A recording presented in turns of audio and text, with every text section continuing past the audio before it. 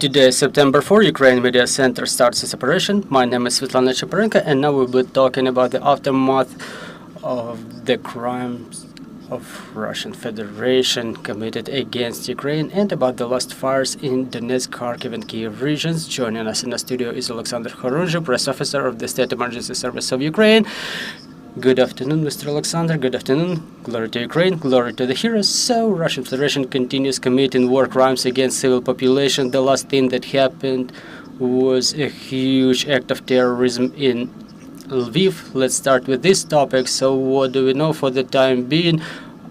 Is the debris clearance still underway? And what is the number of casualties?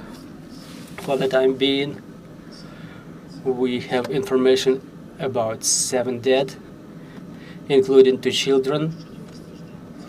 Talking about the rest of the casualties, it's 53, including 7 children.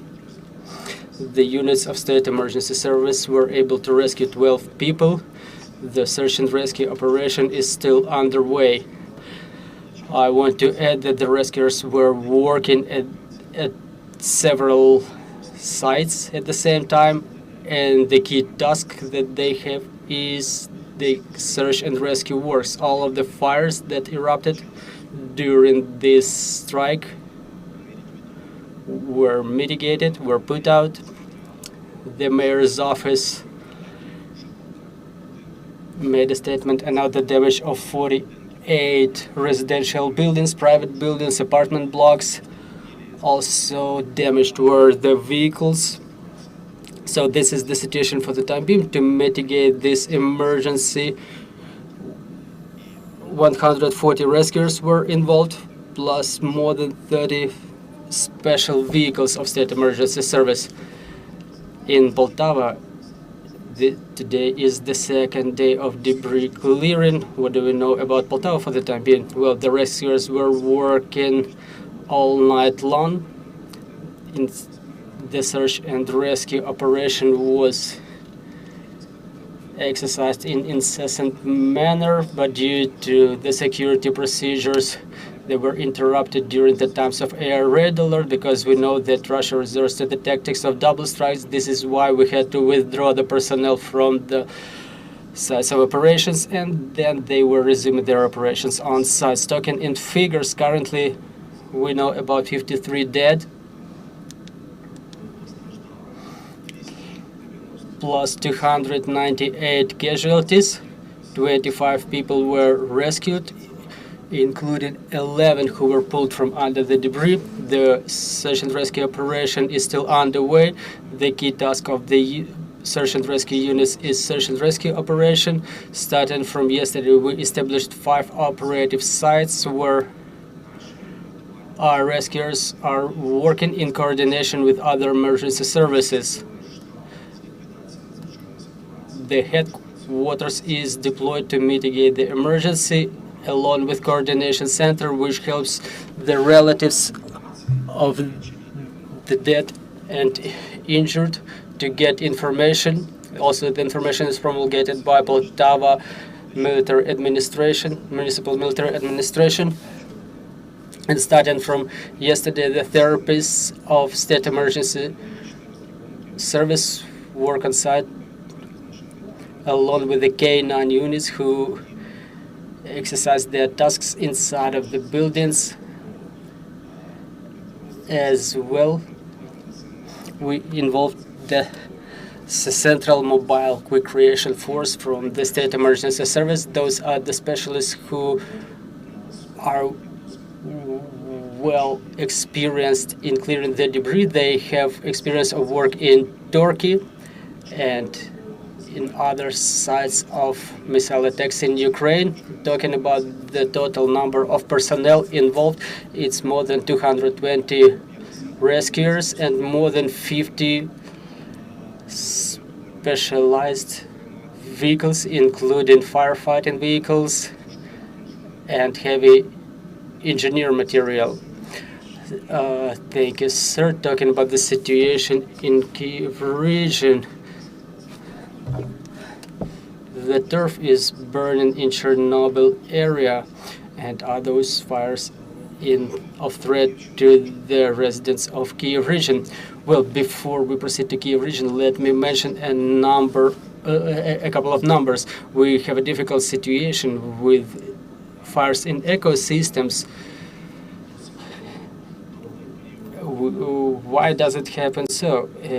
We had a pretty long period of dry weather, and started from the beginning of the year, we had 38,000 fires that covered the total area of more than 43,000 hectares. To put it in perspective, it's twice as much as the last year.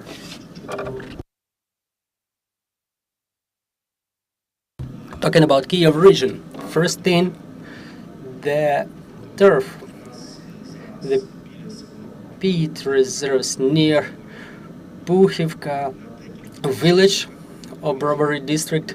There is turf burning in a number of areas. The total area of burning is around 15 hectares.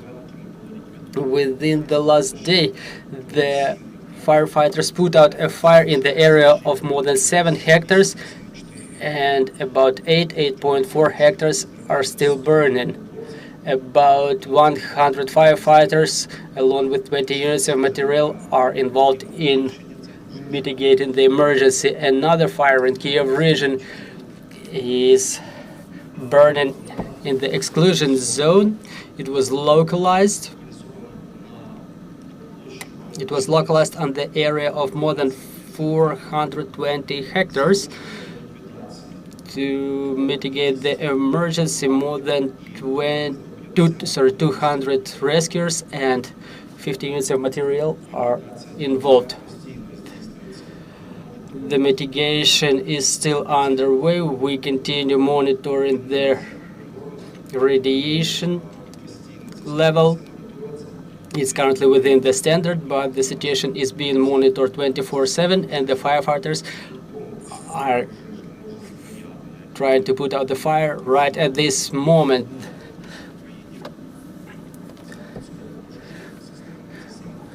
What can support the spreading of fires in ecosystems is the wind, dry weather, and it's not so easy to prevent such expansion, but I want to assure you that currently all relevant works are organized to localize and put up the fire. Well, is the smoke from those fires burning in Kyiv region, is it harmful for the residents of Kyiv region? And should they take any measures?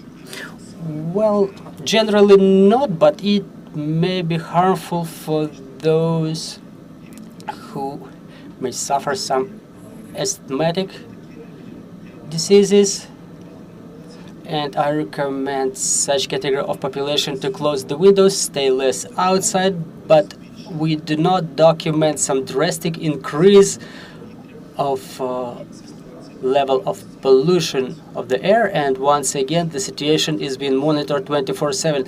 Apart from Kyiv region, some large-scale fires are observed in Kharkiv and Donetsk regions. What are the causes of those fires? Well, starting from the 1st of September, the mitigation of fire in National Reserve Svetigori is going on.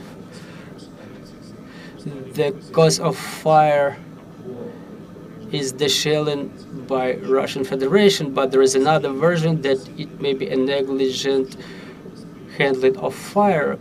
Dry weather assisted to quick expansion of the fire, and another problematic thing that the rescuers are facing in that area is the presence of unexploded ordnance left by the enemy. This is why the rescuers work in coordination with pyrotechnic groups there. The fire, in fact, has already passed to the territory of Svetigori National Reserve, having covered the area of around 5,000 hectares, and it expanded to the territory of Studentska forestry of Kharkiv region. In Kharkiv region, The fire covered the area of around 1.5 thousand hectares. A lot of forces and capabilities of State Emergency Service is involved in putting out the fires from Kharkiv, Donetsk, Cherkasy regions, Kirovograd region. The operational joint force was created to put out this large-scale fire. Unfortunately, the fire has expanded to the village of Studinok, Kharkiv region. 2 persons were injured, including 1 rescuer of State Emergency Service. According to the information that we have, he has ice burn. This is what we were talking about during putting out the fire in one of the areas. One of the unexploded ordnance pieces detonated. The rescuer is alive and was hospitalized. Talking about the civilians, the local committee of emergency committee has taken the decision to evacuate 200 persons from the Studinok village in Kharkiv region. The total population of the village is about 600 persons.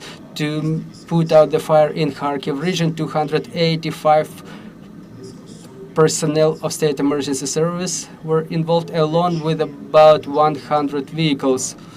In Donetsk region, in the village of Yervat, the fire damaged residential buildings and other facilities. In total number of 46, plus 1 cargo truck and 7 more vehicles. There was no information about people injured in the Donetsk region. More than 200 firefighters and 40 vehicles are involved in putting out the fire in Donetsk region. For the time being, the situation is such. Well, I would just like to emphasize that according to the information from Ukrainian Hydrometeorological Center, starting from 4th until 6th of September,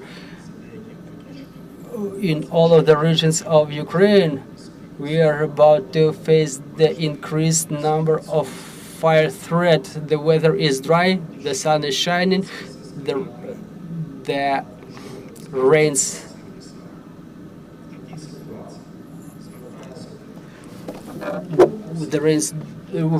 we have pretty small number of precipitations, and I would like to warn everybody about the prohibition of visits to the forest, entering the forest with the vehicles, making fires in the forest, because any spark can cause large-scale fires.